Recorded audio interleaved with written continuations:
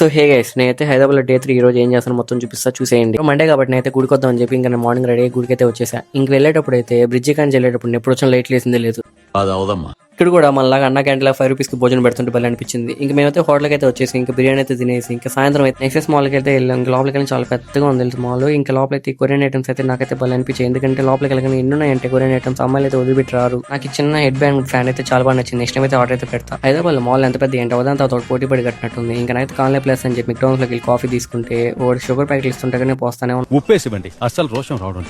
తాగేసి నాకు నేనైతే గేమ్స్ కాడికి వెళ్తే ఇంకా లోపలికి వెళ్ళినప్పుడు మొత్తం ఫుల్ గేమ్స్ ఉన్నాయని చెప్పి చూసుకుంటే వెళ్తుంటే నిజంగా ర్యాబిట్స్ ఉన్నాయి అనుకుంటే ఇదైతే బొమ్మ ర్యాబిట్ అనమాట. ఎంత క్యూట్ గా ఉందా ఇది చూడండి. ఇంకా పప్పి అయితే ఇంకా చాలా బాగుంది. ఇంకా నేను మొత్తం తిరిగి కూర్చొని లోపల అయితే నాకైతే టైం అయిపోతుంది. ఇంకా హైదరాబాద్ మొత్తం కాసేపు అయితే ఒక రౌండ్ వేసా. వ్యూ అయితే చాలా బాగుంది తెలుసు నైట్ టైం అయితే హైదరాబాద్. ఇంకా అట్లా తిరిగేటప్పుడు నాకైతే ల్యాండ్ మార్క్ అయితే కనిపించింది. ఇది లైవ్ లో నిజంగా సౌండ్ ఎట్టుందండి.